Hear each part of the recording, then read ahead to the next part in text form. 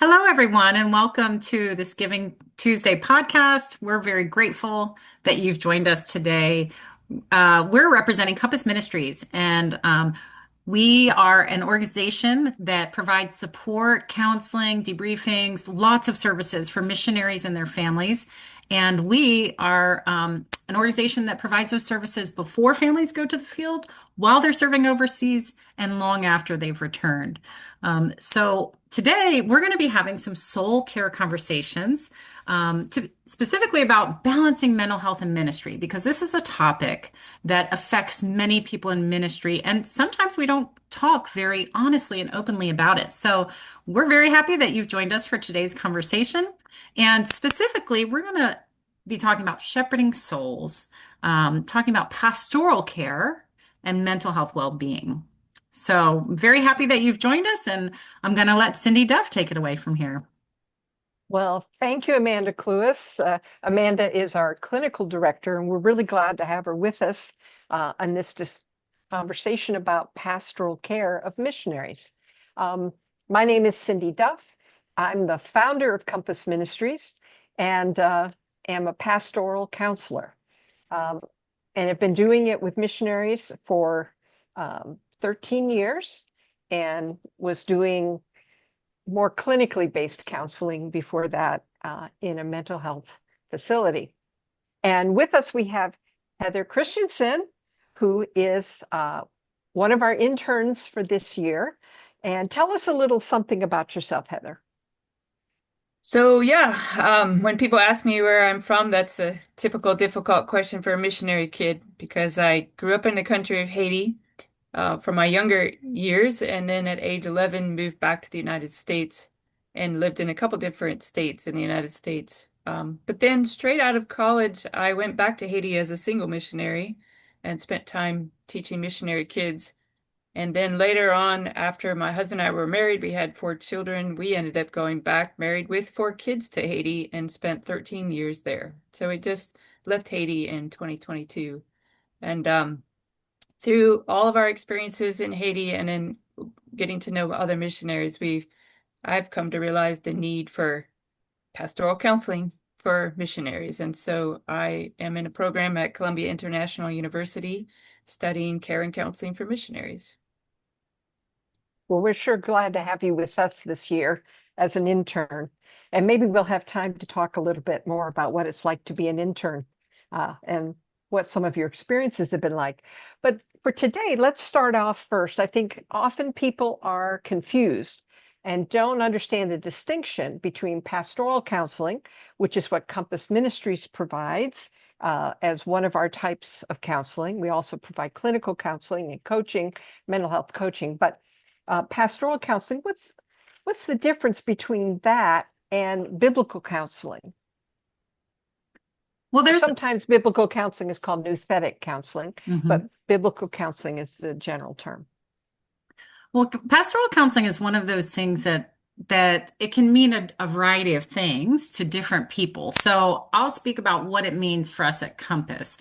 For us, our pastoral counselors are folks who have higher level education in the realm of counseling and experience, ideally cross-cultural experience, living, and also counseling experience. So that's really important that folks that we put in this role have both the educational learning and the experiential learning. Now, we call them pastoral counselors because we are coming from a spiritual perspective. As believers in Christ, this is very important to us, but we are also considering a holistic approach of our individuals. So the spiritual side of a person, as well as the physical side, the emotional side, the social side. So all aspects of an individual are important for viewing from a pastoral counseling point of view. And as we're looking at, okay, what are the problems and what could be the roots of the problem, we're considering, all the possibilities.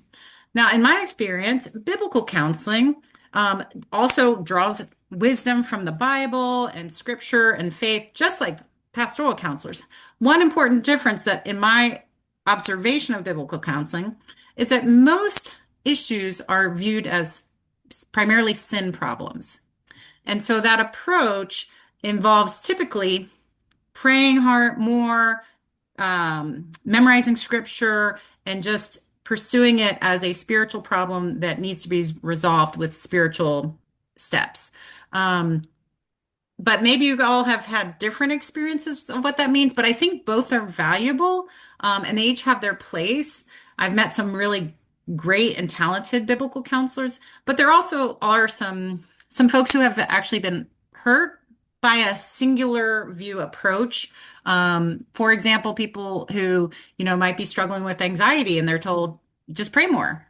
And they have done that, and they're told their faith is weak because they're having these issues. And we can dive into that more, but that's where I think a holistic approach is often more helpful for people. Mm, mm, yeah. I mean, in a simple definition, I've always thought of biblical counseling as being a form of counseling that views the Bible as the sole resource, and that, the scriptures say that everything we need for life and godliness is provided for us in the scripture. And so they take that and take it at face value and believe that everything that's needed to solve every problem is found in the Bible.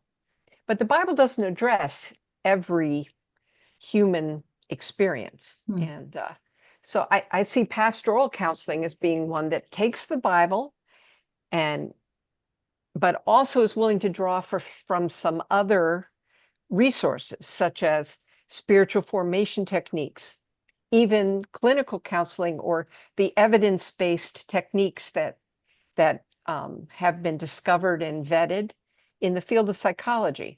And so, at least in our organization, all of the pastoral counselors have pretty extensive clinical training as well as theological training. I was trained in a seminary. Heather was trained in a Bible college. Mhm. So, that's common.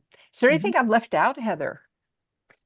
I guess one thought I had was the one thing about pastoral counselors, and maybe biblical counselors would do this too, but when they get to a point where they realize, hey, this is more than what I know how to deal with, they are able then to refer to somebody who has more experience and knowledge in more difficult situations. And so they wouldn't say, oh, this is only going to be solved by you confessing your sin and repenting and praying more, but realizing there might be some other issues involved, maybe mental health Mhm. issues or something that need a more of a clinical counselor or somebody else to step in.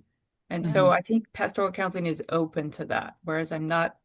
And I will say, I think that people interpret biblical counseling differently. And so Mhm. True. it's not across the board the same for every single person in every situation. Mhm. That's why it's important for somebody to ask questions before they invest their time, money, and uh, emotional energy with a counselor.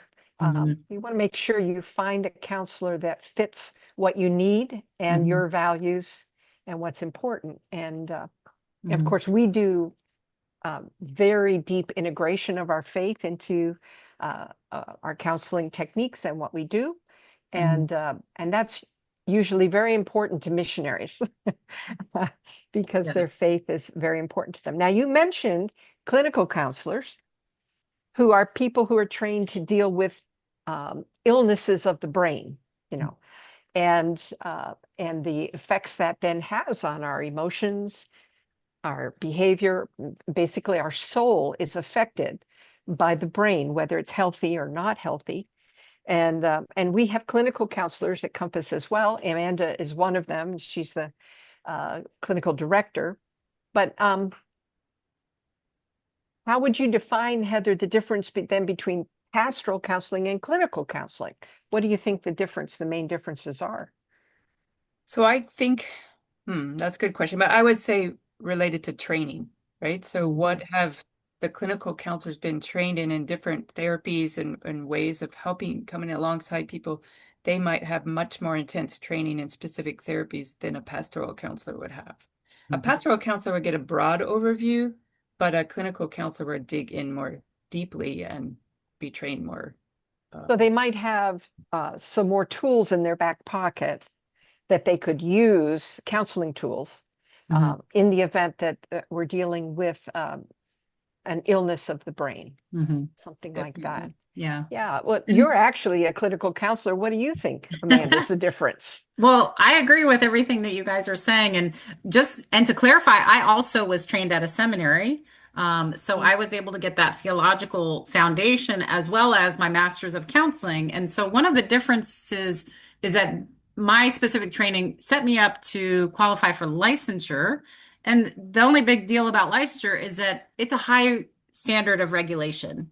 mhm, So that, and for the most part, it means I've had to put in a lot of supervised hours to develop my skills. And so that's one thing that sets apart clinical counseling, not only the depth of the training, but also that rigorous requirement.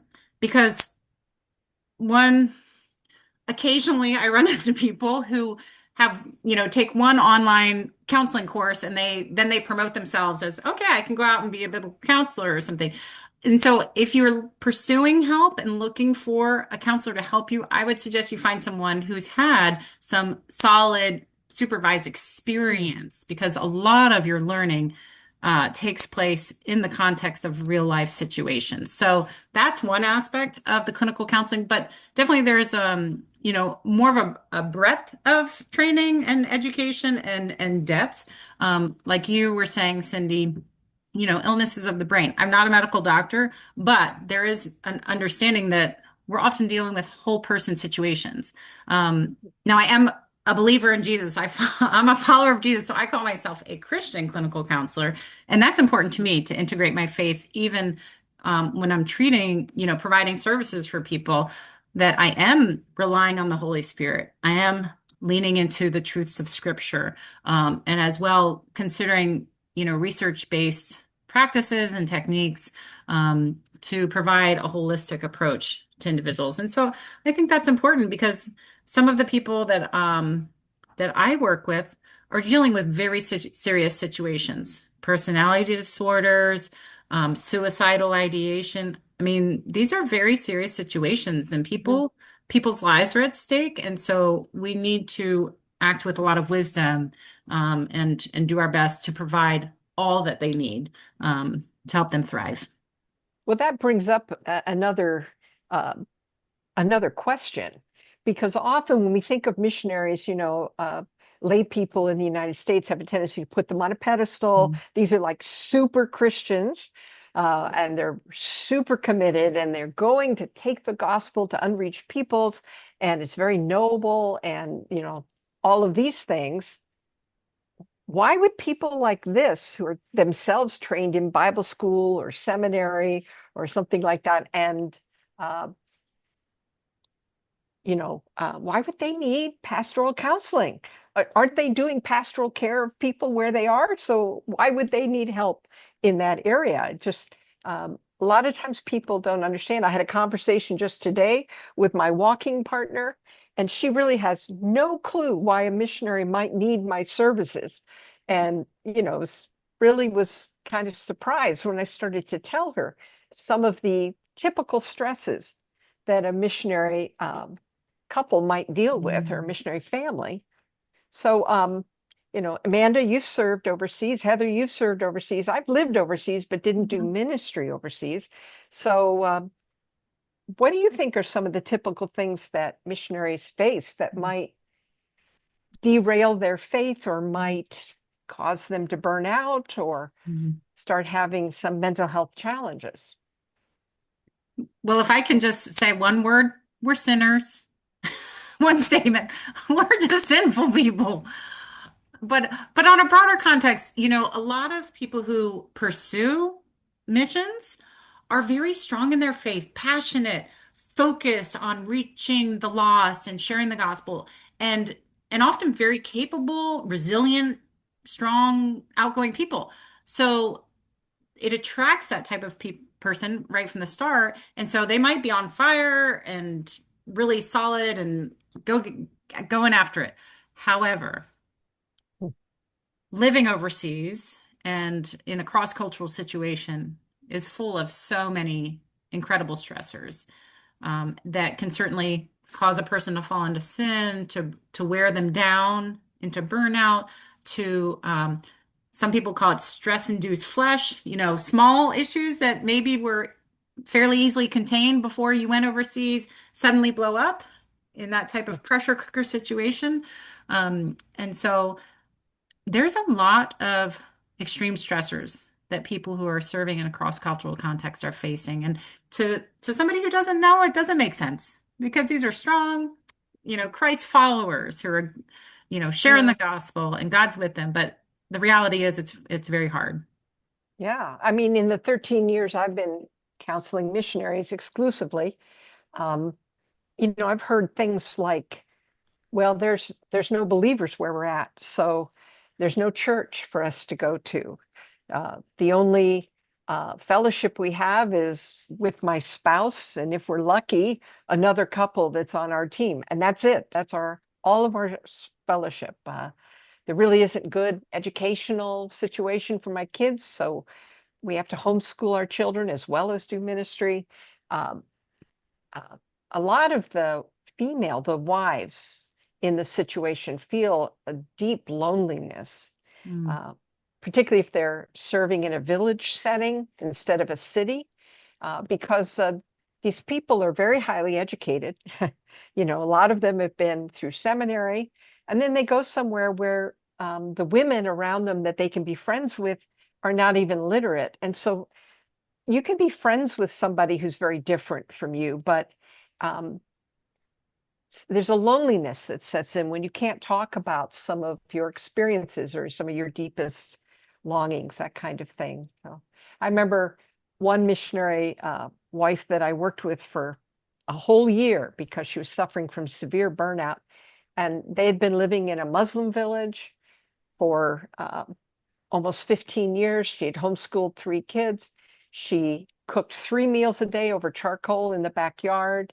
Um, in that culture, any man who was a friend of her husband's could come in at any time and demand that she feed him. And so she always had to have food on the stove to give someone who came to the door. And so, it's just a lot of stress on her. So that no wonder she was, mm, burned out. And mm, but the good news is after working with her for a year, God healed her, mm, and they went back to an expanded ministry mm, after she had initially said she refused to go back. She was so burned out. So, those are kind of some of the things that I've seen happen. mm. Cindy, you started with just one aspect, which I think is huge.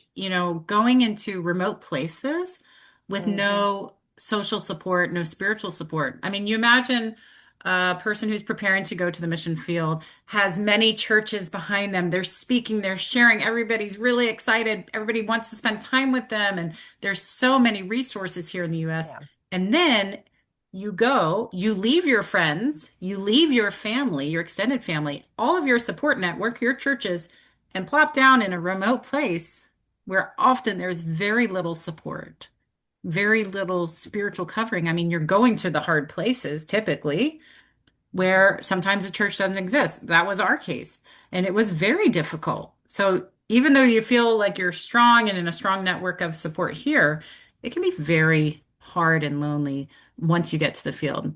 Now, Heather, I'm curious about your experience on that aspect of social support because you were in Haiti, you grew up there and then returned there. So how was that social support aspect for in your experience? So for me, um, when I went back as a single missionary, I did not go to the same mission center where I had grown up. I went to one about 45 minutes away. And I always thought that was a good thing because it Mm, allowed me to develop as an adult, to come in and do my ministry as an adult without people looking at me as a kid still. And then after some years, after 4 years went by, actually, then I moved to the same mission center where I had grown up. And by then, for the most part, people just recognize me as an adult missionary, not a kid anymore. mm, So that was helpful. I will say that um, several things that you said resonated. One is the extreme loneliness. Think about that your friends back in the States are the ones that are sending and supporting you. So if you have to be really careful what you share, right? You don't always have the freedom to share everything about your life and what's going on because they also can be the ones that say, "Oh, well, I'm not going to send you money anymore," And so you have this lonely, very lonely feeling that's happening. You also have strong type A personality people as missionaries, and when they come in contact with each other, they tend to rub each other the wrong way. And so that's a big tension on the mission field is struggles with other missionaries. And so especially if you live on a mission center, that can be challenging. And so we certainly saw that on our mission center. But also at the same time, very wonderful relationships developing and then you're trying to learn how to make those relationships with the people around you. And man, for the ladies that come in with their husbands who have one little bit of language learning and then they're homeschooling their kids and it, I look at that, I'm like, what a challenge. You've got to get those wives of missionaries to learn the language because they're going to be even more lonely and more secluded if they don't have time to really learn the language. So Mhm. those are some thoughts I have. Yeah. Yeah. If I can make And a comment go about the ahead. team conflict, that's one of the biggest reasons that people end up leaving the field is because they can't get along with their teammates. And these are fellow Christians. We often will go to unreached people groups thinking, okay, the persecution, we're ready for it. Bring it on. I'm covered by the blood of Christ. But we're not prepared for the friendly fire that comes from other believers. And it's disappointing, it's frustrating, it's isolating, it adds to our loneliness, and it can be really like destabilizing. But the bottom line Mhm. again, we're all sinners. We're all sinners and we're trying to So get along in stressful situations. One thing they shared in our pre-field training, and I've never forgotten it, even though that was years ago, was going to the mission field is like pouring Miracle Grow on your sin patterns. Mm, So whatever it is you're struggling with before you go overseas, imagine that growing tenfold or however much. And what do you do when you get really stressed, even mhm, while you're living in your home country? And if you're really stressed and you're really lonely, what do you do? And so it's like, where are those coping mechanisms leading you? Now add more stress on top of that. Where do you think it's going to lead you in the future? And so mm, uh, it it's challenging. That's Mhm. put it mildly. mhm, And this is why missionaries need shepherding for their souls. mhm, They need someone to come alongside and provide that scaffolding for them, that support that was suddenly yanked away when they left home. Another issue, I think, is spiritual warfare in the mhm, sense that um, for the last 30 years, missions has been focused on the 1040 window and the unreached people groups in that part of the world where the gospel has not penetrated at all. Well, if the gospel hasn't penetrated at all, then that means the principalities and powers of darkness have reigned there unchallenged for millennia, mhm, right? It's not like going somewhere in the United States where it's been historically Christian in some way for a long time. There, you're going into a place where there is spiritual powers, mhm, and um, I know when I did my missionary internship in Africa, um, one of the missionaries that I worked with there and stayed with told me that the shaman, the witch doctor in the village, had put a curse on them, and then he got very ill and had to leave. They had to pull out for a couple of years mm, while he was treated for hepatitis. And then they were able to go back. And nobody could believe they came back because they were sure that they would be dead because of this curse that had been placed on them. And the fact that he recovered and they came back to the same place was powerful wow, testimony that Jesus overcomes the powers of darkness. So um, yeah, so you're dealing with that. I mean, I counseled one missionary couple. At the moment they landed in their place of service, she felt spiritual oppression, mm, and it got to the place that she couldn't sleep, she couldn't eat, and they had to come home because she literally was just overwhelmed with the feeling of spiritual oppression, and know about praying and laying on of hands could relieve her of it. Mhm. So, these are the kinds of enemy tactics Mhm. that often missionaries are facing, and they need that scaffolding of a pastoral counselor to come alongside and shepherd their soul through these um, Mhm. difficult experiences Mhm. so that they can stay on the field. Cindy, I'm reminded of like if I was in that situation where I'm overseas and facing great spiritual oppression, it would be hard to find a safe place to share about those struggles. And so that's one of the things that Compass Ministries and our pastoral counseling team really seek to do is to provide a safe, non-judgmental place with, overseas experience and an understanding of, the spiritual dynamic where, so if somebody's out there struggling, reach out to Compass because we're not reporting to your churches, we're not reporting to organizations. This is confidential. And so you don't have to struggle on your own. There are people out there who can support you and enter into your situation at the least to help with your loneliness, to provide understanding, but at the most to give you coping skills and prayer and tactics that can help your healing journey. Mhm. So that's, I think, a key part because sometimes people feel very isolated and they don't know who they can be honest with. Heather, you touched on that. It's hard to be 100% transparent with your friends, your supporters, your churches, because your job could be on the line Mhm. if you're struggling with a sin issue or you're not coping well under, some of the spiritual oppression, you might be judged. So it's helpful to have an open source outside option like Compass Ministries, and there are some other good ones out there to provide you with that support and that scaffolding, Cindy, that you're talking about. Yeah, yeah, yeah. I've been just thinking about this is why we're so picky about who we bring on. That we bring on people to be pastoral counselors or clinical counselors or even mental health coaches, and all of them have missionary experience or were MKs who grew up overseas, have cross-cultural experience, because um, missionary life is different than any other kind of life.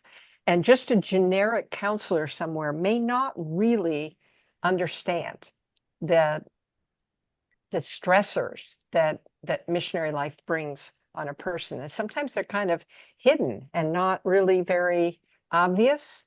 And and Heather, you've done some debriefings, and did you notice that sometimes when we do a debriefing, we pull out for them some things we've noticed that they didn't even realize were going on in their life? Sure.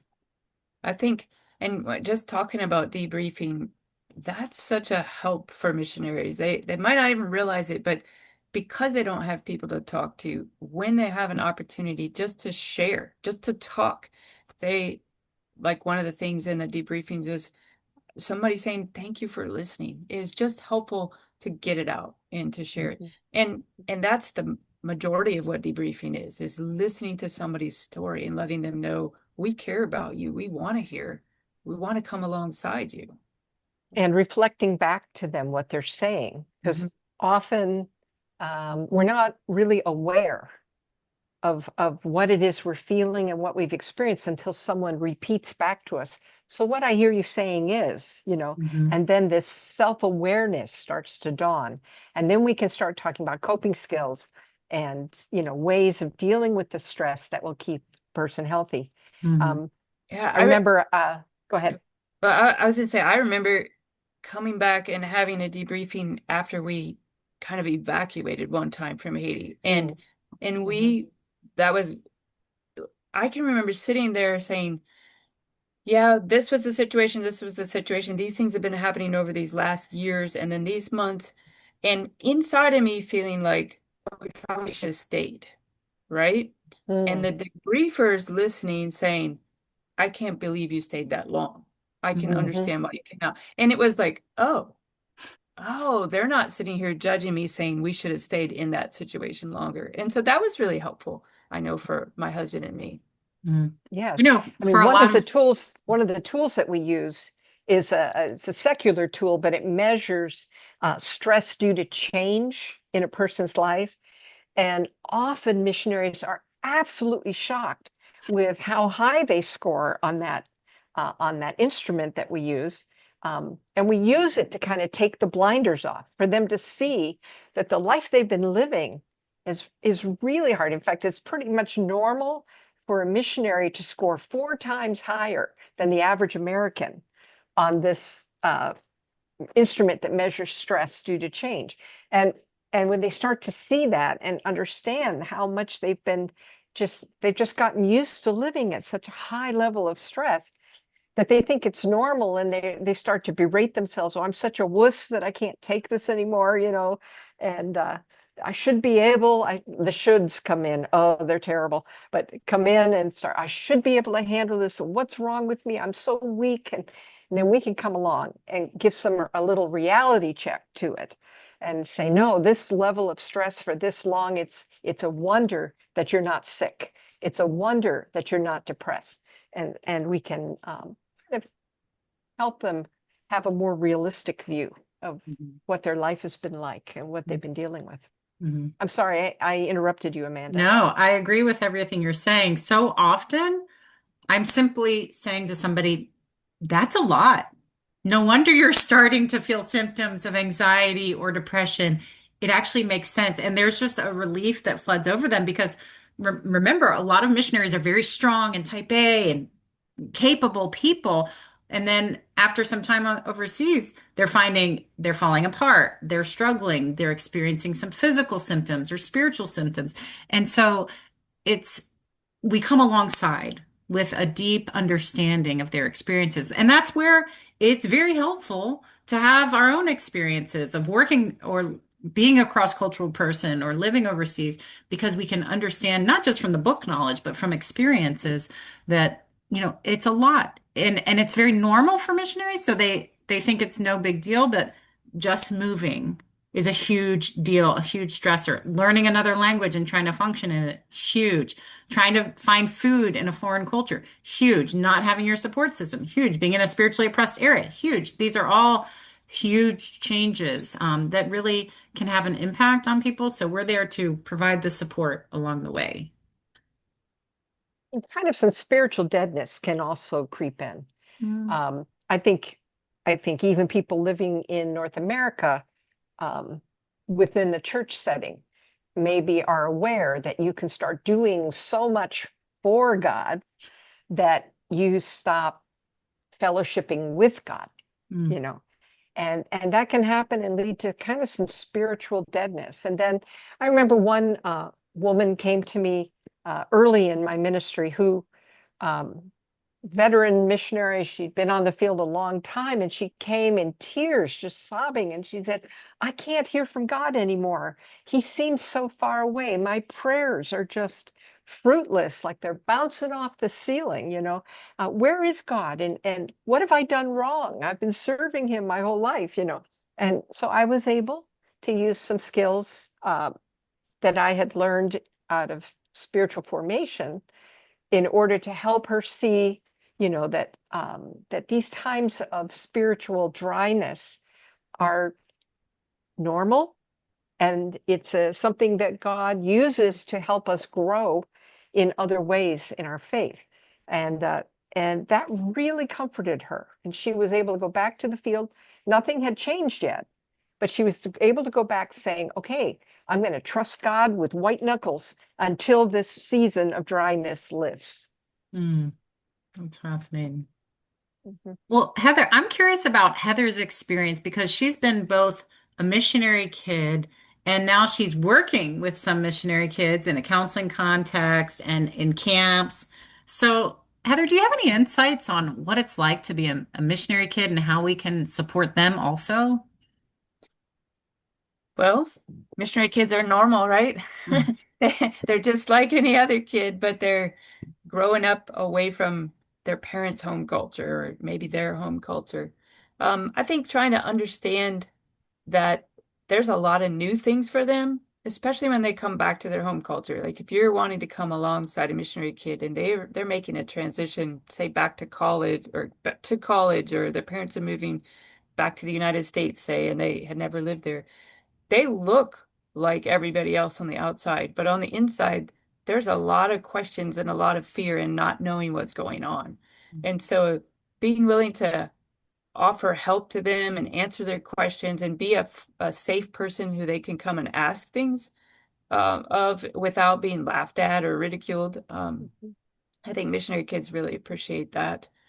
And if you're willing to ask them about their stories, like a lot of times people say, "Oh, you grew up there, that's cool." And then that's all they want to talk about. They don't want to know anything about it. And to maybe dig in a bit and say, "Hey, tell me what it was like to grow up there. What was a typical day?" Or, then they Mhm. get to talk about a place that they love and remember. And they're not living there anymore. Mhm. No, it's Yeah, great. and there's an extra pressure on missionary kids that their parents don't ever experience. And that is there's this pressure of if I mess up, I'm going to ruin my parents' ministry. Or if I mess up, we're going to be sent home and our whole life is going to be blown up because I messed up, right? And so if a missionary kid is having doubts about their faith, for instance, which is pretty normative for everybody in their teen years to kind of go through a period of time of reassessing their faith and making it their own and having maybe some doubts, but they can't really talk to anybody about that um, because they feel like, oh, I got to be an example, or I can't have problems. Mom and dad have enough on their plate. They don't need to worry about me. And so that a lot of suffering happens kind of, covertly, kind Mhm. of hidden, secreted away. Mhm. Did you see that among your friends on the field, Heather? For me, my experience was such that I was the only girl on a mission center, and there were 12 boys. How So lonely. I Oh was very my. lonely. So I Oh. wouldn't say that I saw it among my friends, but coming back now and being in the States for a long time and then having my own missionary kids and their friends, I do see it. I see a not fitting into either place. And so Mm, always feeling like I don't fit.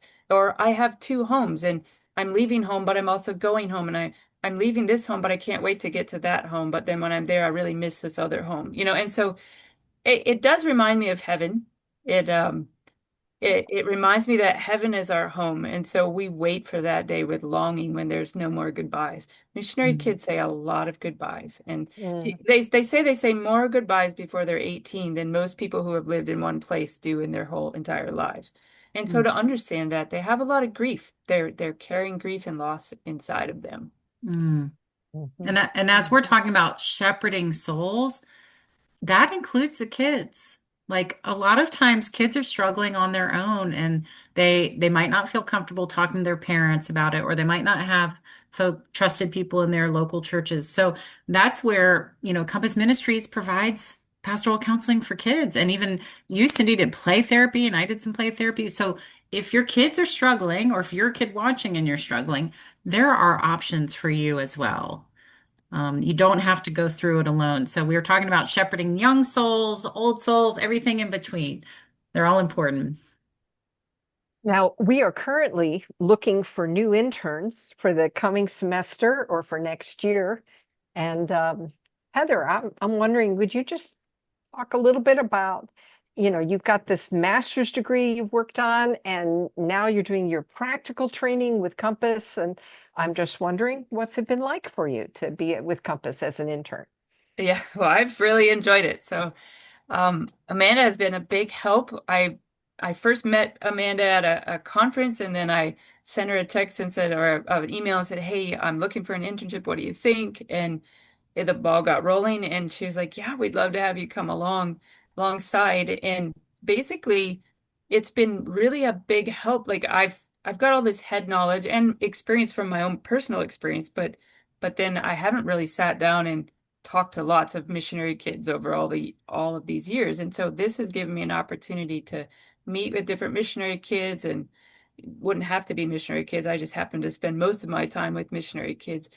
And Amanda's given me the freedom to meet with them and talk with them, come alongside them. But then if I have any questions, we have a supervisory time each week. And so I can bring my questions and she will help me give me insights and then the other people too. And so there's care team meetings where I get to hear what other people are learning and ideas. And so I'm gaining insights all over the place.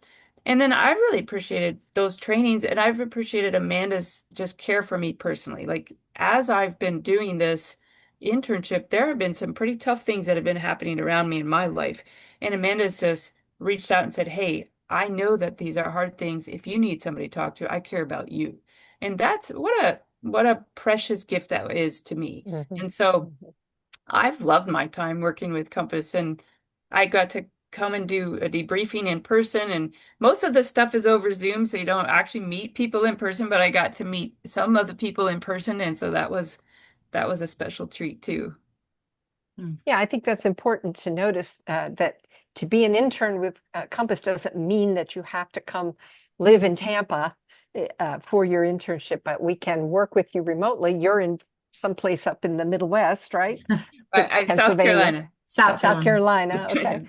And so we're flexible and can work with you. But Yeah. we're looking for people who have a passion for missionaries and understand overseas life and have good clinical skills. They don't need to have a degree in clinical counseling.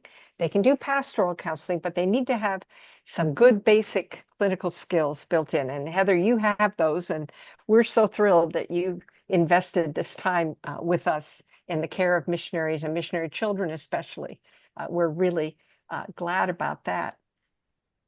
So this is Giving Tuesday, and we wanted to do a conversation on shepherding the souls of missionaries. I hope you found it interesting, but we also would love for you to come alongside. If you hear what we do and you think, man, that's important, that ministry is important, and we provide this care at no cost or at very low cost, much lower than most. I saw the statistics for last year, and I think 2/3 of the people that come to us get a full scholarship for services. And I was very impressed by that. And so, if you think that's important, that missionaries be able to get the care they need, whether they can afford it or not, I hope that you'll consider giving to Compass Ministries.